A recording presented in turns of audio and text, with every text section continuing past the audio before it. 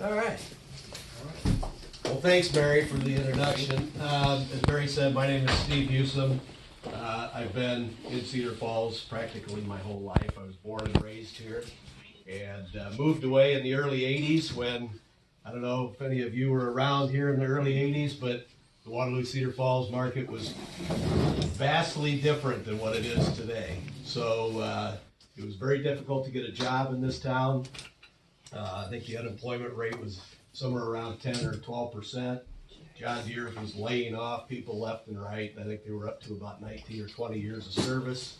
And so it made it very, very difficult. So I left in the early 80s. My wife is also from Cedar Falls. Her dad was the captain of the police department, and we met in high school. And so, you'd think it's an advantage when you're dating the daughter of the captain of the police department. It really wasn't. But, so anyway, born and raised here in Cedar Falls. My wife and I moved away to Des Moines in the early 80s.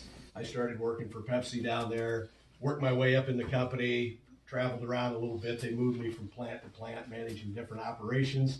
And then we merged with another company in the early 2000s.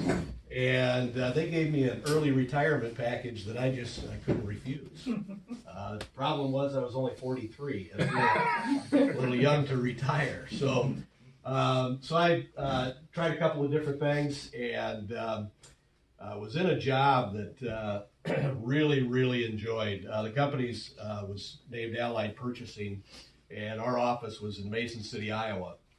We were a purchasing co-op for people that were in the manufacturing of beverages. So kept me in my roots, growing up in the beverage industry. I got to travel all over the country, talking with people that were bottling water, dairy products, soft drinks, craft beers, you name it. If they were bottling any type of beverage, a lot of them were members of ours. So it was a great job. Never saw myself really doing anything different.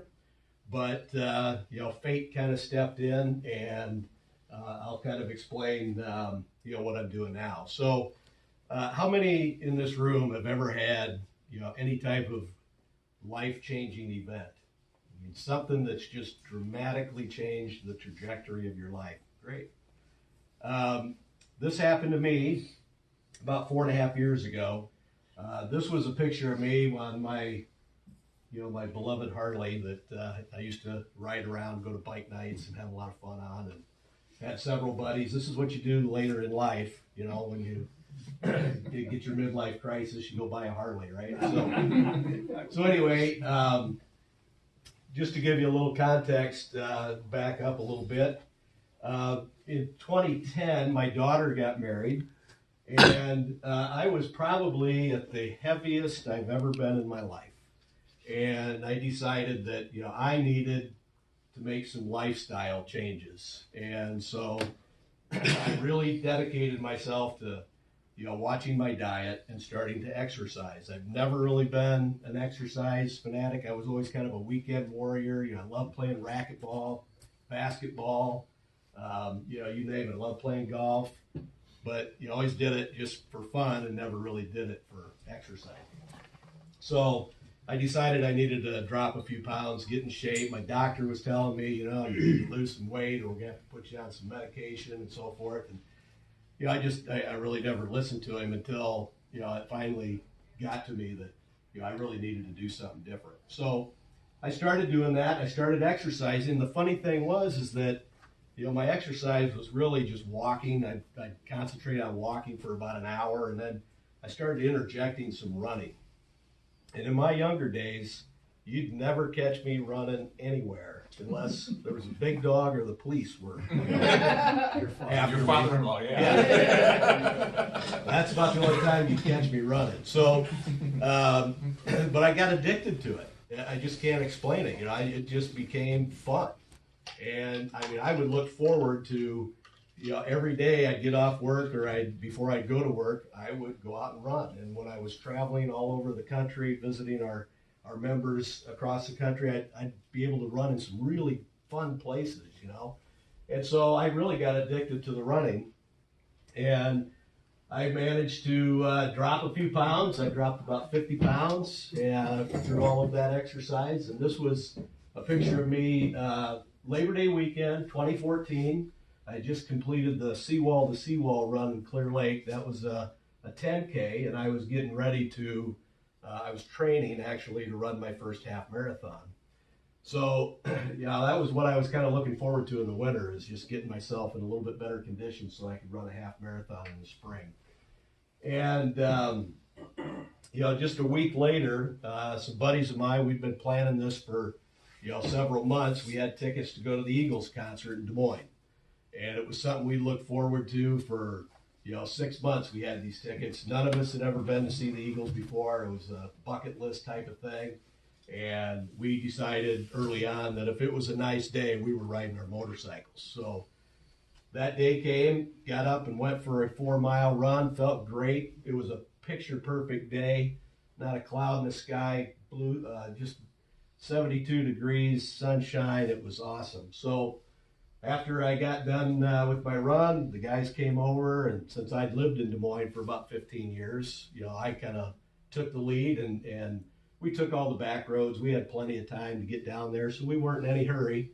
And, as fate would have it, I was on Highway 175. If any of you are familiar with that road, it's a state highway, 2-lane. This is near the Rhinebeck golf course, where Highway 175 intersects with T55, the county blacktop south of Dike. And we had turned out 175, and we were getting, we were just coming up. There's a little bit of a hill there, and I came across a couple of trucks, semi-trucks, that were going really slow. They're about 5 to 8 miles an hour. And if you've ever been on a Harley and you're going, 55, and you come across somebody that's doing, less than 10 miles an hour, it's like they're parked. So, and you can get around them pretty fast. I had to wait just a little bit so I could see what was coming in the other lane. Lane was perfectly clear. I could see for miles. This truck was going, like I said, really slow. Had his 4-way flashers on. Have no idea why. There's nothing there that would, be in their way. There's no place there to turn. Have no idea why they had their 4-way flashers on. So as soon as I could see it was a legal passing zone, I could see for miles there's nobody coming. I started out around him, and as I started out around him, the other guys that were following me all started out around him too. So as soon as I got past the first one, the second one decided that he was going to turn across the lane in front of me and go into a cornfield. And little known to me, I didn't even know there was an entrance to a cornfield there. And I didn't know why anybody would be turning there. But he did, and I had just about 2 seconds to make a decision, and really I was trapped. I mean, there was really nothing I could do. I just locked up the brakes and slid and slammed right into the side of the cab of the truck. I was trapped underneath the truck, underneath the weight of my motorcycle, underneath the truck, and he didn't know I was there. And as he continued to move the truck forward, I was trapped underneath and just being kind of corkscrewed. My upper body over my lower body was just being, twisted and turned. And, being out in rural Iowa, your EMT guys are a little far away, and you're relying on some volunteer fire department people, all wonderful, great guys. But it was the Rhinebeck Volunteer Fire Department that got there first. And it took them about an hour to get me out from underneath the wreckage. And when I came to, I just remember this, I was laying on my back and I was looking at this, my eyes open, and I was looking at this crystal clear blue sky and kind of thinking, all right, where am I? And I could hear this woman's voice, and she was telling me everything's going to be okay, you're going to be all right. And I was trying to look back. She was behind me. I tried to look back to see who it was and couldn't see anything. And so I said, I just said, I don't want to die here today. And she said, you're not going to die. They're getting you out. Everything's going to be okay. And I said, okay, if I'm not going to die, then get my, effing legs out from underneath this truck because it hurts.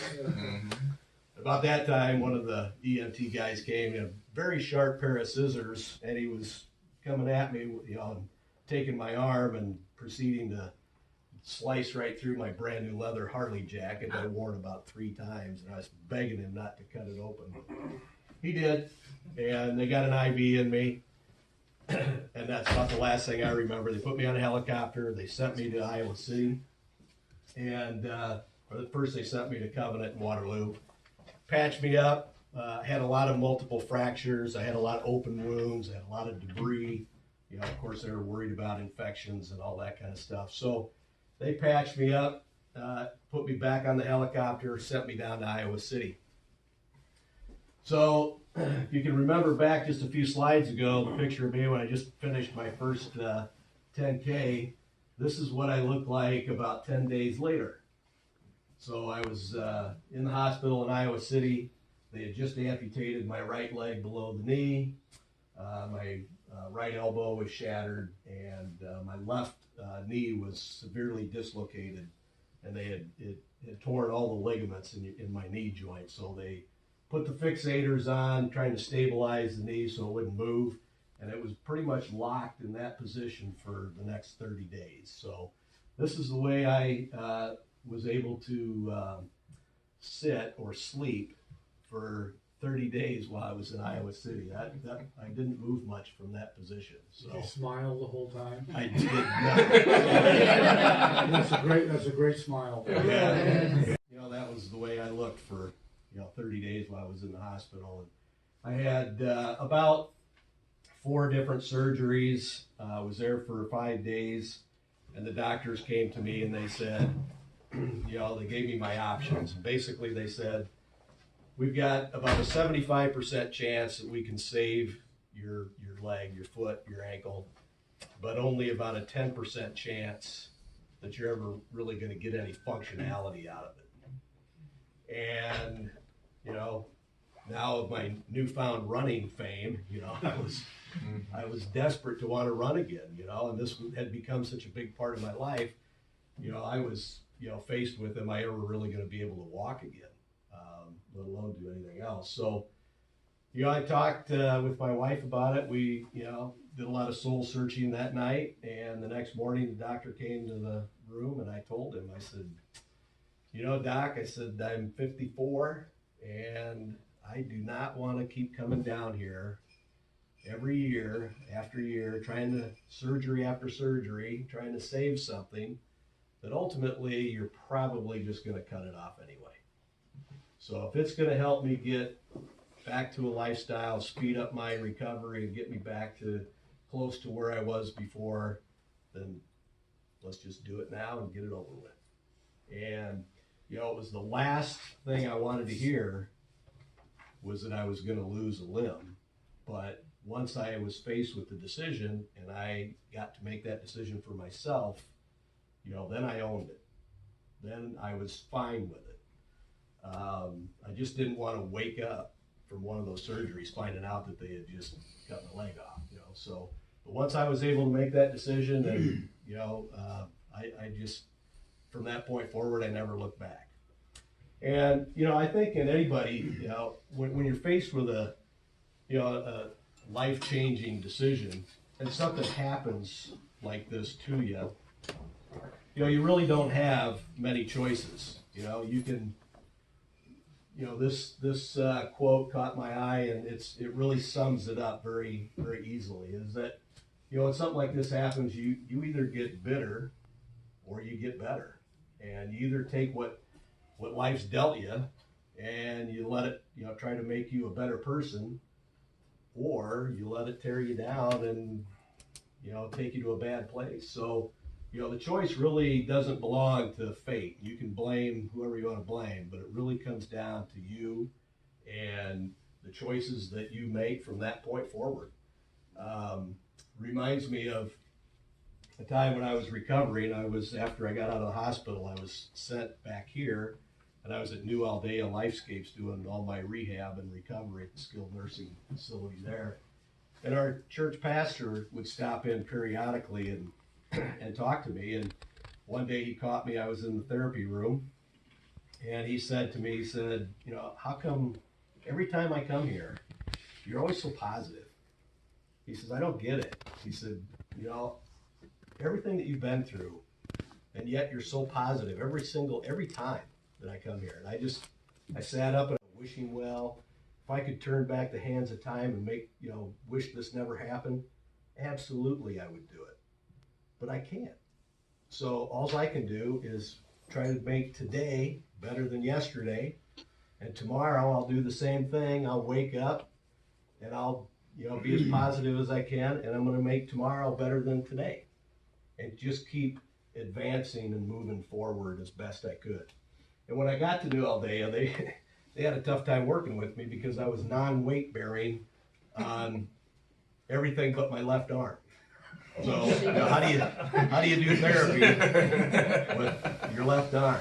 You know, I couldn't even hardly transfer myself, you know, from the bed to a wheelchair. So they had to teach me all of that. So I think that this it speaks to me is that, you know, you really don't have too many choices. It's either, you know, you either make it, you can either let it, you know, ruin your life, or you can just move on. I think to me, I think there's three things. There's three components. Anytime anybody's going through a tough time or has a life-changing event, anything that might happen to you where you're going through a difficult part of your life, I think that there's three components that everybody needs, and they're all kind of common to just about every situation. I call them the H factor, and not necessarily because my name starts with H, but it fit. So the H factor, what is it? First thing, you gotta have hope. Because without hope, you know, the rest is lost. And you gotta have an undying faith and a hope that things are gonna improve, that things are gonna get better. You're not stuck in this particular situation today or tomorrow or forever. Things are gonna get better. So you gotta have hope, and you gotta have that faith. The second thing is you gotta have some humor. You know, I mean, when you're laying in a hospital bed for 30 days, you know, things don't work exactly like they're supposed to. You gotta find some humor in that every once in a while. And, you know, I would, you know, anybody that knows me and knows my nature, you know, I'm kind of a smart aleck. I like having fun, and I would have a lot of fun with the nurses down there. And I'd have a lot of fun with, you know, people that would come and see me. And, you know, for the first several months, you know, my wife got really tired of hearing this, but one of my favorite lines was people would say, oh, you know, you're looking great. And I said, well, you know, I'm a foot shorter since the last time. You gotta have some humor to lighten the mood, I think, a little bit, or you just go crazy. And then the third thing is, I think you gotta have heart.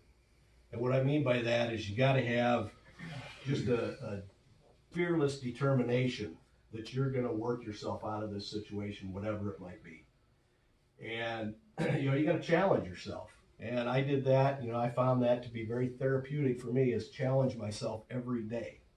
You know, well, how do you challenge yourself when you're laying in a hospital bed and you can't move any of your arms or legs? You know, my challenge became, you know, my doctors would come and see me on their rounds at 5:30 in the morning, every single morning. And I could hear them, you know, I mean, hospital's fairly quiet at that time of night. I could hear them coming down the hallway. I made it a point every day to be up, awake, alert. And as soon as they walked into my room, I'd say, hey, Doc, how you doing this morning? You know, what are we going to do today? How are we going to make things better today? You know, what are we going to do? What's the plan?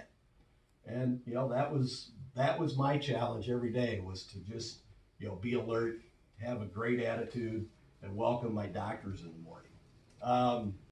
That I was gonna, whether that be with a prosthetic leg or some other device, I was gonna run again.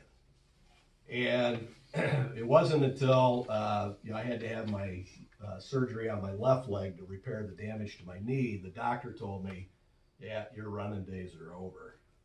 He said, you don't need to run on this knee anymore.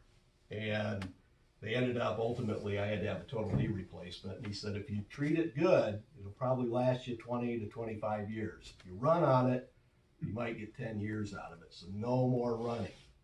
But he says, bike and swim all you want. So, ding, light bulb came on. All right, I love biking too, you know, I'll start biking again. And I was in a wheelchair pretty much until, you know, from that point, I got out of the hospital in September or in early October. I was probably in a wheelchair until the end of April. And in July of 2015, I rode one day a right. And that was my challenge. I didn't even get on a bike until the middle of June. And I was able to ride 60 miles from Eldora to Cedar Falls that year. So, couldn't walk, but I could ride a bike. Had to carry my cane in my backpack. But I think you know, these are the three things that I think you know, if you have these three components, you know, you can get through just about anything.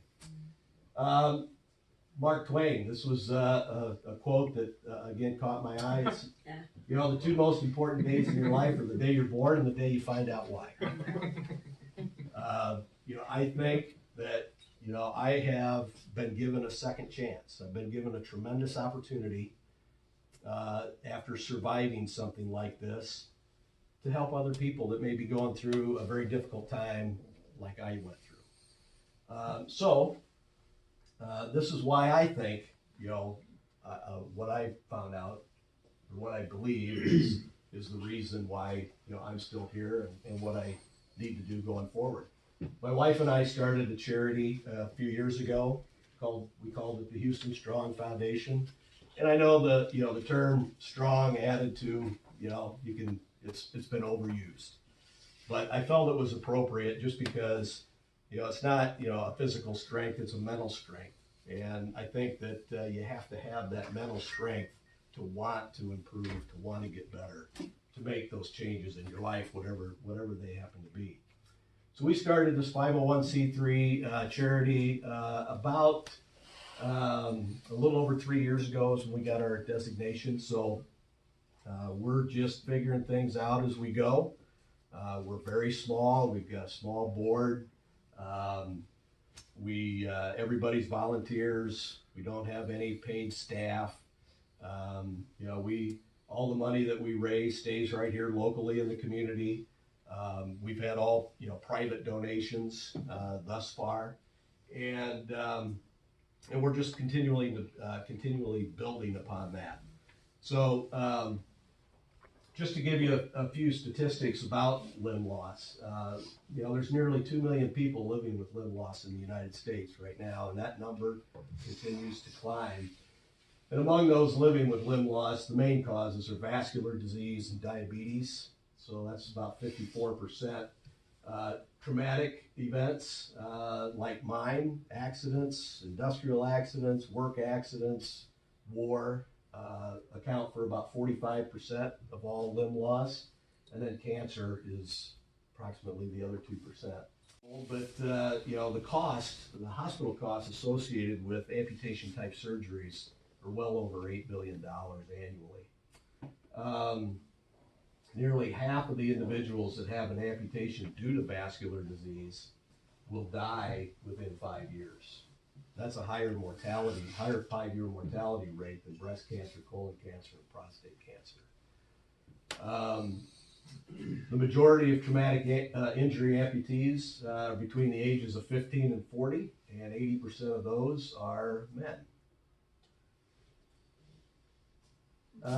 You know, the need in the Cedar Valley, you know, you might ask yourself, and, you know, one of the things that we spent the last 3 years really working hard on is gaining awareness about our charity and why it's important, because, you know, everybody's had somebody in their life that's been affected by cancer, ALS, MS. I mean, you know, the national stats are out on those types of things. But, you know, there's not very many people that know people that are affected by limb loss. And so it's not one of those things that affects everybody. But, you know, when a person becomes an amputee, they are faced not only with financial changes, but, you know, emotional changes are probably the biggest thing. And, fortunately, there are some high-tech prosthetics. We've probably all seen them. There's some really cool things that are being developed right now. Unfortunately, a lot of those are out of reach for most people. They haven't been fully developed, or they haven't hit the market. They're very expensive, and only very few people are going to be able to actually access that type of high-tech equipment.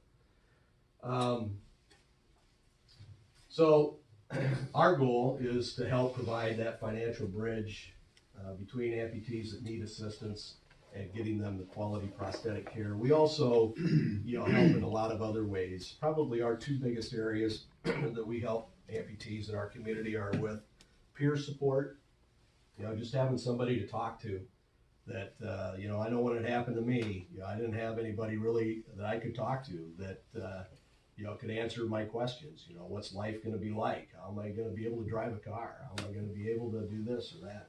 And so having somebody to talk to relate to, that's been through it before, can really help you set your mind at ease and provide you with that hope that maybe, if you're sitting there in the hospital and you're somewhat hopeless, talking with somebody that's been through it before can help provide that, that hope that you need.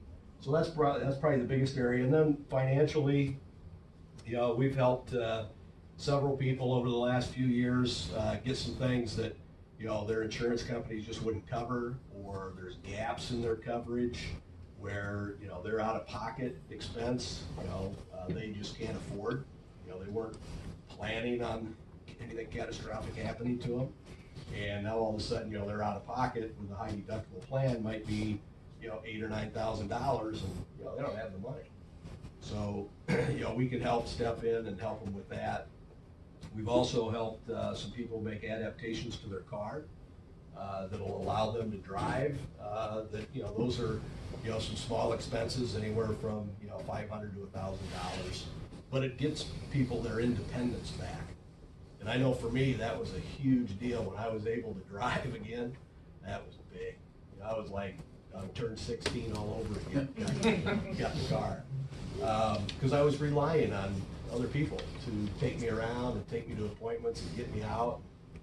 I'm just not car back, and being able to drive was a big thing. We've helped people build ramps.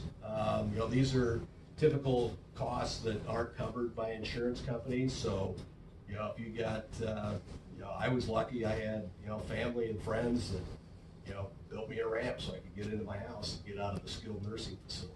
But until they built that for me, I couldn't leave where I was at because I couldn't get in my house. So little things like that we're able to step in and help with have proven to be a good thing for a lot of people. We're working with, a couple years ago when I was first here, we were just getting started.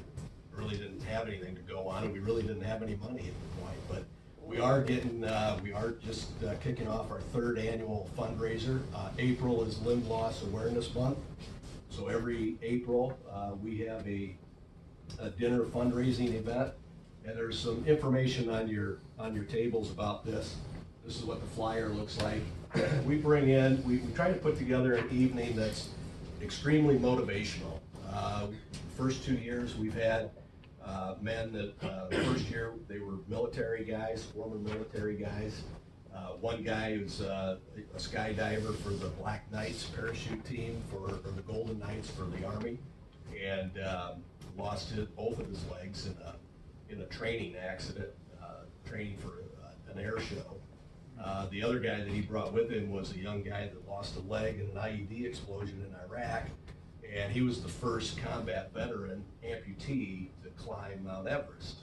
So they had very interesting, inspirational stories. And last year we had a gentleman here that lost his leg. He was an Olympian. He was an Olympic hopeful. He was training to be in the Olympics. He was a 400 hurdler.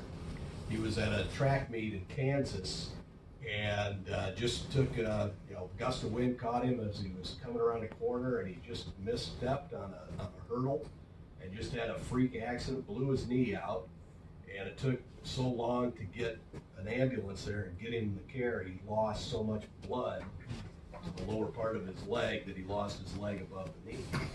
And now he works for the USA Paralympic team as a coach. He works with a lot of Paralympians. He won a silver medal in the Paralympics in the long jump in Sydney, Australia. I think it was in 2000 or 2002. So he was a great guy, great speaker. And this year we took a little bit of a softer turn. We've got Mona Patel is going to be our guest speaker. She's from San Antonio, and she started an organization called the San Antonio Amputee Foundation, which is very similar to what we're trying to get started up here in Iowa. So she's got a lot of great insights for us. She's about 17 years ahead of where I hope to be, where we are right now, I guess. But she took a group of her amputees from San Antonio, and they did a documentary on them. I think it was 2015. She took 9 people, amputees, and they scaled Mount Kilimanjaro. So I'm interested to hear her take on that whole experience and how that went. So I think she'll be great for us. She's got a lot of good things to talk about. I think her message will be well received. So hopefully if anybody here wants more information about that, would like to come, I told Mary that I would offer a discount up to your group.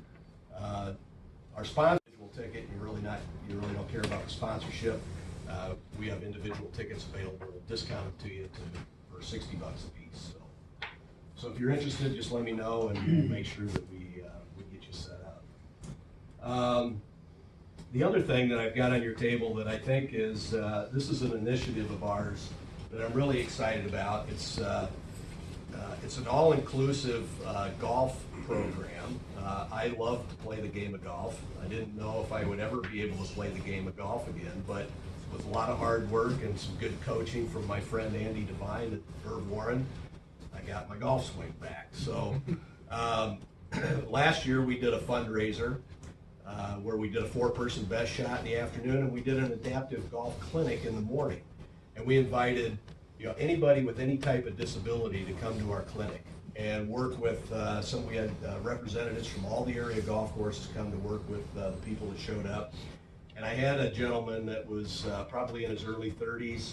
He was a veteran. He had a spinal cord injury, so he was paralyzed from the waist down. And we had a couple of these adaptive golf carts available that they could try. And he got on one of the carts, and it's perfect for somebody like him. You're strapped in, your legs are strapped in so you can't fall out. The seat raises up and elevates you to a point where you're nearly vertical, so you can swing around your body. It moves to the corner of the cart, and it's all hand controls. And it's designed to go anywhere on the golf course, so you can take them on the tee box, on the greens, wherever you need to go. The cart is designed to go there. This gentleman, was working with one of the coaches, and first 10 swings, the ball never got off the ground. And you could tell he was kind of getting a little disappointed, boy, that next swing, he hit that ball right on the face of the club, and that ball went about 100 yards downrange up in the air, and the smile on his face was absolutely priceless. And afterwards, when I talked to him, he said, where can I borrow one of these? I want to borrow or rent one of these cars so I can go play golf with my buddies. And I said, there's no place around here that you can rent or borrow one of these carts. So I said, let's figure out a way to make that happen. So we started this adaptive golf program, or this initiative. I've been filling out, grant requests like crazy over the last 7 or 8 months. We did get one grant from Cedar Falls, from the Tourism Visitors Bureau for fiscal year 2020. And that grant will cover about half the cost of one of the carts. And our goal right now is, I'm trying to kind of start small and working my way up, but is to be able to at least buy 2 of these carts, that we can put one in Cedar Falls and put one in Waterloo, and then donate them to the area pros. And then once we have the adaptive equipment, then I think we need to have the programming around it. So we have to create events like our clinic, and create a reason for people to come out to the golf course and have fun and try it and get out of the house and, just be more social, and it just gives them a reason to do that. And, now that I'm, kind of back to playing golf, one of the things I discovered is that, there's like an amputee golf tour out there that, if I wanted to, I could play in an amputee golf tournament every month. As I went to the National Amputee Golf Tournament, which was in Michigan, North Star, people that already have some experience working with a lot of different types of disabilities. This is just mainly teaching them the fundamentals about swinging a golf club. But understanding a person that has autism is much more difficult than trying to teach them how to swing a golf club. So try to find people that are already working with people like that, and then ask them to, be volunteers, and then we'll send them to this clinic where we can teach them and train them, how to incorporate that, golf as part of that. So, Winnie. You didn't tell everybody about your new career. Oh, my new career. Yeah. Well, as luck would have it, I was in getting some adjustments made to my first prosthetic leg, and guys at Clark and Associates Prosthetics and Orthotics, where I got my leg made, were looking for a business manager. And it just so happened I'd had, about 25 years of experience managing different types and sizes of businesses. A little different product, a little different customer, but still managing people and managing operations and managing the business side of things. So, so they, went through a couple interviews and made me an offer, and it's worked out great. I've been there just a little over 3 years, and it's just been awesome.